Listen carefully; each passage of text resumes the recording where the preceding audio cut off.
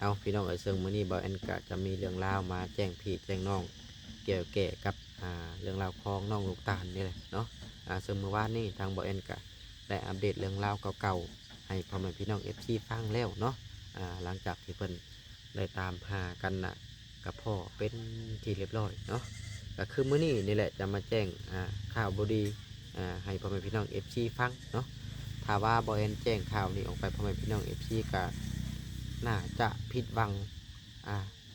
เกือบเมื่อประเทศผู้หลายคนที่ติดตามอยู่ในช่องเบาเอ็นเนาะก็คือตอนนี้นะทั้งน้องลูกตาลลูกครึ่งไทยลาวนะก็คือว่าทั้งแม่เพิ่นนะบ่ให้ทั้งลูกนะติดต่อไปหาแล้วแม่เพิ่นเขียนมาหาทั้งน้อง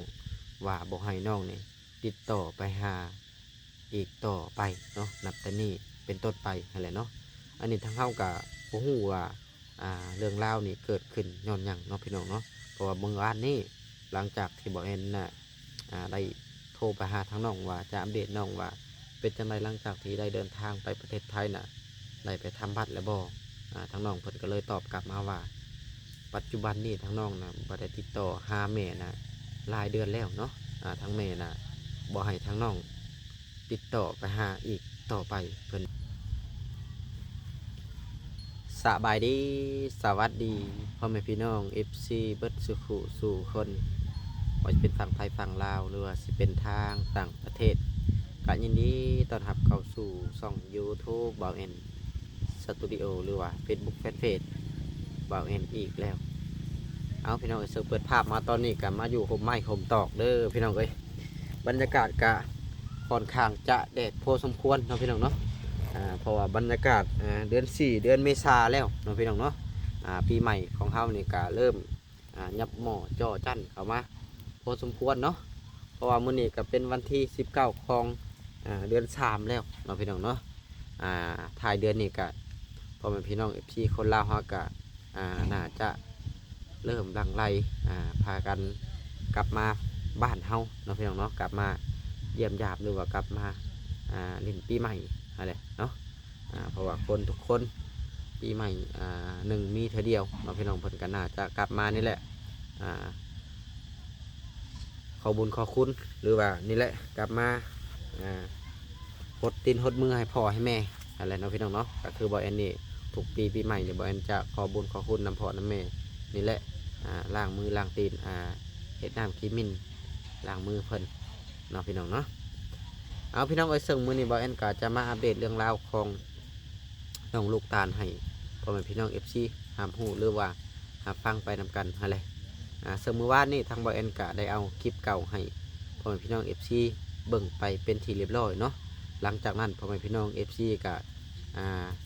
ยังจำได้นะพี่น้องเนาะเพราะว่า FC เพิ่นก็รอรุ่นอยู่ตลอดว่าเคสของน้องลูกตาลนี่หลังจากที่น้องลูกตาลตามหาแม่นี่น้องลูกตาลนี่ สิได้ไปเฮ็ดบัตรประชาชนไทยบ่หรือว่าสิได้เป็นคนไทยบ่เพิ่นก็ยังรอรุ่นอยู่ได้พี่น้องบ่แม่นว่าเพิ่นบ่รุ่นกำลังจากที่อัปเดตไปเมื่อวานนี้นะพี่น้องเนาะFCเพิ่นก็ยังให้ความสนใจหลายเพราะว่าน้องลูกตาลนี่ก็เป็นเด็กน้อยคนหนึงนะพี่น้องเนาะที่พยายามอยากเห็นแม่พอเอามาตั้งแต่น้อยๆก็จนกระทั่งเห็นรายการของเฮาทางน้องเพิ่นก็อ่า จึงได้ให้พวกเฮานี่ประกาศตามหาให้กะเห็นกะได้พูดคุยกันเป็นทีเรียบร้อยเลยเนาะทางน้องกะจนได้เดินทางไปหาแม่เนาะก็คือเหตุผลที่เดินทางไปหาแม่เนี่ยก็บ่ฮู้ว่าน้องเพิ่นไปทำงานบ่หรือว่าไปเฮ็ดบัตรประชาชนไทยแต่สำหรับบ่แอนคิดว่าทางน้องเพิ่นนี่น่าจะยังบ่ได้บัตรประชาชนไทยดอกเนาะพี่น้องเนาะเพิ่นก็จนได้กลับมาอยู่บ้านเป็นทีเรียบร้อยแล้วเนาะกำลังจากที่บอยอัปเดตเรื่องราวตัวเก่าเนาะพี่น้องเนาะก็คือมือนี่ก็มีเรื่องราวมาแจ้งพี่แจ้งน้องแจ้งพ่อแม่พี่น้องFCให้หับหูหรือว่าหับฟังไปนำกันเนาะแต่ว่าหลังจากที่บอยแจ้งเรื่องราวตัวนี้ออกไป FC ทางฝั่งไทยหรือว่า FC ผู้ติดตามเคสน้องลูกตาลเนี่ยก็คงเสียใจนะพี่น้องเนาะเสียความรู้สึกนี่โอ้บ่แม่นน้อยๆเลยน้องพี่น้องเนาะแต่ละเคสนี่พี่น้อง FC ก็แบบว่าเสียความรู้สึกน้ำนี่กับบ่แม่นว่า น้อยๆได้พี่น้องเอ้ยก็เสียความรู้สึกก็ค่อนข้างจะหลายก็คือปัจจุบันนี่ทางน้องลูกตาลน่ะทางแม่เพิ่นได้แชทมาบอกแล้วเนาะพี่น้องเนาะว่าบอกให้น้องลูกตาลนี่ติดต่อไปหาเพิ่นเนาะพี่น้องเนาะกับบ่ฮู้ว่าย้อนเหตุผลอีหยังเนาะพี่น้องเมื่อวานนี่ทางบ่แอนว่านี่แหละจะโทรไปอัปเดตทางน้องลูกตาลเพิ่นแล้วทีนี้บ่แอนเลยถามว่าน้องลูกตาลเป็นจังไดปัจจุบันนี่ได้ติดต่อหาแม่บ่ทางน้องเพิ่นก็ได้ตอบกลับมาว่าทางแม่น่ะส่งข้อความมาหาแล้วว่าบอกให้ติดต่อไปหาเพิ่นพอแต่บ่แอนได้ยินภาษาแต่บ่แอนก็เลยฮอดบ่ได้อัปเดตน้องเพิ่นเนาะบางทีทางน้องเพิ่นก็อาจจะนี่แหละบ่อยากเว้าหรือว่ามีเหตุผลอีหยังอันนี้ก็บ่ฮู้เนาะเพราะว่าน้องเพิ่นก็บอกว่าเหตุผลหยังก็บ่ฮู้แต่ว่าแม่ส่งความมาบอกเนาะพี่น้องเนาะส่งความมาบอกก็เห็นแล้วก็น่าสงสารน้องเพิ่นเนาะพี่น้องเนาะทางที่โอ้อยากตามหาแม่อยากเห็นแม่แต่สุดท้ายแล้วแม่กลับมาเหตุกับน้องแบบนี้เนาะพี่น้องเนาะถ้าว่าเป็นไผสำหรับความรู้สึกของบอยเองนี่ก็เข้าใจได้พี่น้องเลยในเมื่อแม่ปฏิเสธแบบนี้เนาะก็บ่ฮู้ว่าทางเฮากะสิว่าจังได๋แหละเนาะก็มีแต่ว่านี่แหละมาอัปเดตเรื่องราวหรือว่าให้พ่อแม่พี่น้อง FC เบิ่งไปนำกันนี่แหละเนาะพี่น้องเนาะเห็นแล้วก็สงสารเดี๋ยวบอยแอนที่ให้เบิ่งข้อความเนาะนี่เด้มือวานนี่ทางบอยแอนน่ะได้ทักไปหาน้องเพิ่นพี่น้องได้ทักไปหาน้องเพิ่นว่าเป็นจังใดได้บัตรแล้วบ่แต่ว่าน้องเพิ่นก็ตอบมาแบบว่าโอ้เห็นแล้วก็รู้ตนสงสารจักเจ็ดจังไดเลยเนาะก็คือเรื่องบัตรประชาชนไทยนี่ก็บอยแอนสรุปได้แล้วก็น้องเพิ่นก็คือสิอาจบ่ได้ดอกเนาะพี่น้องเนาะหนึ่งมากก็อาจจะเป็นแบบว่าทางแม่แล้วนี่น่าจะมีครอบครัวใหม่บ่หรือว่าจังไดหรือว่าอันนี้มันก็เป็นเหตุผลส่วนตัวของเพิ่นนั่นแหละเฮาก็สรุปนำก็บ่ได้เนาะพี่น้องเนาะเพราะว่ามันมีหลายๆเคสแต่พี่น้องเรื่องราวเป็นแบบนี้นะบางทีก็พ่อตามหาลูกลูกตามหาพ่อบ่มันก็มีหลายสิ่งหลายอย่างเนาะที่เป็นแบบนี้สำหรับที่เบาแอนเห็นเด้อพี่น้องเอ้ยเคสที่แบบว่าพ่อไทยให้ความสนใจลูกนี่มีแต่เคสของน้องยีเนาะพี่น้องเนาะเคสของน้องยีพ่อเพิ่นเป็นคนลาดบุรีเนาะพี่น้องเนาะเป็นคนลาดบุรีนี่เบาแอนคิดว่าพ่อเรานี่มีความรับผิดชอบสุดๆแต่พี่น้องเอ้ยมีความรับผิดชอบสุดๆแบบว่าแม่มาฟังลาวนะเป็นวันยังตั้งท้องอยู่ได้เรื่องราวของน้องยีนี่เนาะพี่น้องบ่แม่นว่าสิคลอดมาตั้งแต่ฝั่งไทยแม่นั้นยังตั้งท้องอยู่แต่หลังจากที่นี่ทางพ่อน้องยีกับพยายามตามหาลูกได้พี่น้องเอ้ยพยายามตามหาลูกแต่ว่าเราน่ะเคยมาแต่ก่อนเนาะพี่น้องเคยมาแต่ก่อนแต่ว่าเราหาบ่จื้อว่ามันเป็นบ้านใดเมืองใดเราก็เลยบ่จักวิธีตามจนกระทั่งบ่แอนกับบ่พรนี่ไปประกาศให้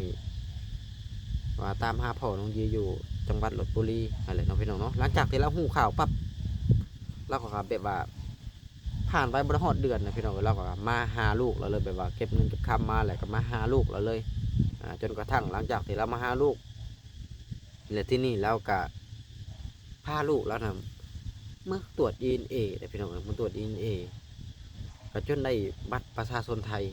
เป็นคนไทยเท่าปัจจุบันนี่เนาะพี่น้องเนาะอันนั้นเป็นเคสตัวอย่างที่ดีสำหรับพ่อแม่ลูกครึ่งไทยลาวแต่พี่น้องเนาะถ้าถามว่าบอเอ็นนี่อยากให้คนเฮานี่ไปเห็นบัตรประชาชนไทยบอกกระบอกนะพี่น้องเนาะแต่ว่าอยากให้ลูกมีพ่อแม่ที่พร้อมเพรียงเรียกหน้ากันมีความรับผิดชอบในหน้าที่ของลูกเนาะจักกี่บาททางไหนเนาะแต่อีกเคสหนึ่งเนาะพี่น้องเนาะเคสหนึ่งกะท่านกะที่เล่าให้พ่อแม่พี่น้อง FC ฟังให้มันจบในประเด็นเดียวกันเลยใช่เนาะพี่น้องเนาะเคสที่2กันนี่แหละเป็นเคสของน้องสุพรรณษาเนาะพี่น้องเนาะเคสของน้องสุพรรณษาอันนี้ก็มีผู้ใหญ่ใจดีจักสวยแต่พี่น้องมีผู้ใหญ่ใจดีจักสวยและที่นี่บอยแอนกะไปทักไปหาแม่เพื่อนแล้วน้องสุพรรณษาแม่ของน้องสุพรรณษานี่จะเป็นคนใต้มาในน้องบอยแอนกะลืมไม่ได้เพราะว่าโดนอะไรเป็นคนใต้เป็นคน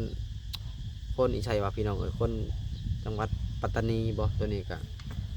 ยังบ่แน่ใจนะพี่น้องบ่เอ็นก็เลยจะทักหาไปแล้วตัวนี้ก็แต่ว่าอ่าทางแม่เพิ่นน่ะยังบ่พร้อมนะพี่น้องเนาะยังบ่พร้อมสิให้น้องสุพรรณษานี่ไปเฮ็ดบัตรประชาชนไทยก็บ่ฮู้ว่าด้วยเหตุผลหยังทางเพิ่นจึงบ่พร้อมอันนี้ก็มันก็มีหลายๆเคสที่มีความแตกต่างกันแต่ละสิ่งแต่ละอย่างนี่ก็แตกต่างกันปึ๊ดนะพี่น้องเนาะคันที่ว่าง่ายๆก็พ่อกับแม่บ่มีความผูกพันกันว่าง่ายๆตอนนั้นพี่น้องต่างคนต่างอยู่ภายจุมันใหญ่มาจึงได้เท่าพบพ่อหากันมันก็เลยแบบว่าต่างคนต่างอยู่นะพี่น้องลูกกะนับถือว่าเป็นลูกเขาสื่อแค่ผู้เบ่งออกมาให้เกิดสำหรับแม่กะลูกก็นับถือเป็นว่าแม่ผู้ให้เฮาเกิดมาซื่อมันก็จะประมาณนั่นแหละชาที่บอกอังกฤษก็ได้มันก็เลยจำเป็นต้องนี่แหละยากเราพี่น้องเนาะแต่ว่าหลังจากที่เฮาอัปเดตลูกครึ่งไทยลาวนี่ก็มีหลายคนเราพี่น้องเนาะมีหลายคนที่แบบว่าได้บัตรประชาชนไทยน้องอียังคนที่หนึ่งนี่ก็คือน้องยีคนที่สองนี่ก็คือน้องอันอีหยังพี่น้องเอ้ยลืมแล้วมันค่อนข้างจะหลายปีไว้มันก็ลืมคือกันเราพี่น้องเนาะแต่ว่าเคสตัวอย่างนี่ก็คือน้องยีนี่แหละถือว่าพอนี่ที่ดีที่สุดเนาะก็หลังจากที่ว่าอัปเดตเมื่อวานนี่ก็ไอ้คนที่เพิ่นอยู่จังหวัดระยองกับเพิ่นก็ได้ลูกกลับเมื่อเป็นทีเรียบร้อยเนาะพี่น้องเนาะปัจจุบันนี่ก็ลูกเพิ่นก็เข้าโรงเรียนเนาะพี่น้องเนาะเข้าโรงเรียนแต่แล้วว่าอัน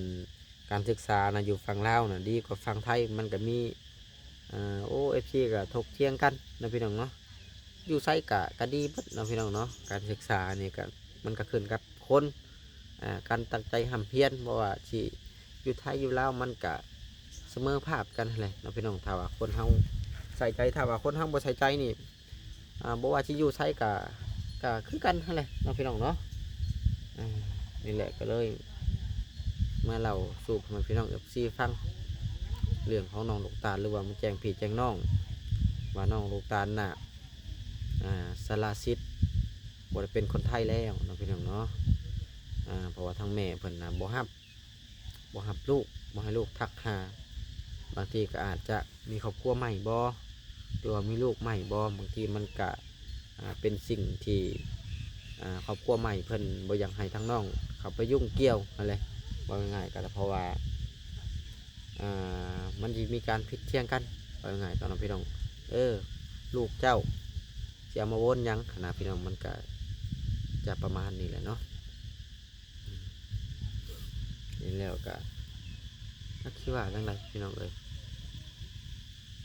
บอกเอ็นก็อยากโทรอัปเดตจากปากน้อยโดยจากปากน้องโดยตรงโยเนาะพี่น้องเนาะแต่ว่าน้องเพิ่นบ่ว่างน้องเพิ่นไปกลมันหรือว่าน้องเพิ่นก็มีเหตุผลส่วนตัวบ่อยากให้เฮาอัปเดตหรือว่าบ่อยากเว้าออกโซเชียลบ่อยากเว้าออกกล้องนี่ก็เป็นไปได้ตัวนี้เนาะพี่น้องเนาะสำหรับคลิปนี้ก็บ่มีหยังหลายเนาะบอกเอ็นก็ได้มาแจ้งเรื่องราวของน้องลูกตาลนี่แหละที่พ่อแม่พี่น้อง FC นะรอรุ่นอยู่ว่าหลังจากที่เพิ่นได้เห็นกันแหละที่ได้ไปเฮ็ดบัตรประชาชนไทยบอกเพราะว่าเห็นกันแรกๆก็คือ FC เห็นนำกันนั่นแหละน้องพี่น้องก็คือว่าแม่ก็คือว่าให้ใส่กันสะอื้นน้องพี่น้องว่าบ่ได้ทิ่มลูกจังสั้นจังซี่พยายามตามหาลูกตลอดเนาะเว้าจังสั้นจังซี่น้องพี่น้องเนาะแต่สุดท้ายแล้วเพิ่นหรือว่ามีเหตุผลอีหยังตัวนี้เฮาก็ยังบ่ฮู้เนาะพี่น้องเนาะเพิ่นก็น่าจะมีเหตุผลบางทีก็ย้อนว่ามีครอบครัวใหม่บ่หรือว่าจังไดถ้าว่ามีครอบครัวใหม่นี่ก็เกี่ยวนะพี่น้องเอ้ยบางทีคนเฮามีลูกใหม่มันก็เฮ็ดให้การเปลี่ยนแปลงระหว่างลูกที่บ่อยู่กับลูกที่อยู่มันก็มีส่วนเนาะพี่น้องเนาะบางทีผัวใหม่เพิ่นแบบว่าถ้าว่าเอาน้องไปอยู่น้ำนี่มันต้องเพิ่มค่าใช้จ่ายบ่หรือว่าจังไดมันก็มีส่วนเนาะในความคิดของเฮาในความคิดส่วนตัวของเฮาเนาะพี่น้องเนาะแบบว่าลูกเจ้าเลิกลากันแล้วกับผัวเก่าเจ้าเสียมายุ่งเกี่ยวอย่างมันก็มีเนาะพี่น้องเนาะมีแบบเสียก็ได้เหมือนว่าเกี่ยวนะพี่น้องเอ้ยมันเกี่ยว คือยกตัวอย่างเนาะพี่น้องเนาะคือคนที่ประชาครอบครัวแต่ว่าลูกคนก่อนๆนั้นหลายแต่ว่าลูกกับตัวเองบ่มีมันก็มีส่วนเกี่ยวเด้อพี่น้องบ่แม่นว่าบ่มีส่วนเกี่ยวได้อันนี้ก็มีส่วนทุกอย่างเนาะแต่ว่าเรื่องราวของน้องเอิญเนาะพี่น้องเนาะก็มีหลายๆคนอยู่ถามเข้ามาว่าไปฮอดไสแล้วเนาะตัวนี้กับบ่แอนกันยังบ่ฮู้เลยพี่น้องเพราะว่าบ่แอนบ่ได้ไปอัปเดตทางโพลาน้องเอิญนี่ก็ค่อนข้างจะดนเนาะตั้งแต่น้องเพิ่นเดินทางไปพุ่นแหละฝั่งไทยเนาะพี่น้องเนาะแล้วก็เพิ่นเดินทางฝั่งไทยก็คือว่าทางแม่เพิ่นก็พยายามแบบว่าไปแล่นอยู่เด้อพี่น้องเนาะแล่นรอว่าผลตรวจ DNA หรือว่าแล่นนี่แหละแต่บ่ฮู้ว่าได้หรือบ่เพราะว่าเฮาก็ยังบ่ทันอัปเดตให้พ่อแม่พี่น้อง FC เบิ่งเลยเพราะว่าบ่แม่นก็จ่ายคลิปตามหาญาติก็ค่อนข้างจะดนนะพี่น้องบ่แม่นว่าที่ยากแต่เดี๋ยวนี้เนาะแต่พอดีว่าได้ยินข่าวอ้ายคนไทยพาลูกกลับเมื่อก็เลยว่าอัปเดตให้ FC เบิ่งก่อนเล็กๆน้อยๆเนาะพี่น้องสำหรับคลิปนี้ก็บ่มีหยังหลายเด้อพี่น้องก็มาแจ้งพี่แจ้งน้องเรื่องราวของน้องลูกตาลหลังจากที่แจ้งพี่แจ้งน้องออกไปก็FC ทางฝั่งไทยก็คือสิเสียความรู้สึกเสียใจหลายกับเคสนี้นะพี่น้องเนาะเป็นอีกเคสที่ผิดหวังนะพี่น้องเป็นอีกเคสที่ผิดหวังเป็นเคสที่บ่สมหวังอะไรนะพี่น้องเนาะเป็นเคสที่พ่อแม่พี่น้อง FC ก็คือสิเสียความรู้สึกหลายเกี่ยวแก่กับเคสนี้นะพี่น้องเนาะก็คือแม่ของน้องลูกตาเนี่ยเป็นคนบุรีรัมย์เด้อพี่น้องเอ้ยเป็นคนบุรีรัมย์เดี๋ยวบ่เอ็นกะถ้าว่ามีโอกาสนะพี่น้องเนาะบ่เอ็นจะอัปเดตเรื่องราวของน้องสุพรรณษาที่แม่เป็นคนใต้อะไรเนาะพี่น้องเพราะว่าปัจจุบันนี้นะมีผู้ใหญ่ใจดีนะอยากฝากเงินให้ทางแม่น้องสุพรรณษานะเพื่อเอาลูกนะไปเฮ็ดบัตรประชาชนไทยแต่ว่าทางเพิ่นนะยังบ่พร้อมนะพี่น้องยังบ่พร้อมสิเอาลูกไปเฮ็ดบัตรประชาชนไทยนะพี่น้องเนาะก็บ่ฮู้ว่าเหตุผลยังอันนี้ก็หรือว่าเพิ่นมีครอบครัวใหม่บ่หรือว่าจังไรอันนี้เฮาก็ยังสรุปบ่ได้นั่นแหละว่าง่ายก็ได้เนาะก็คือ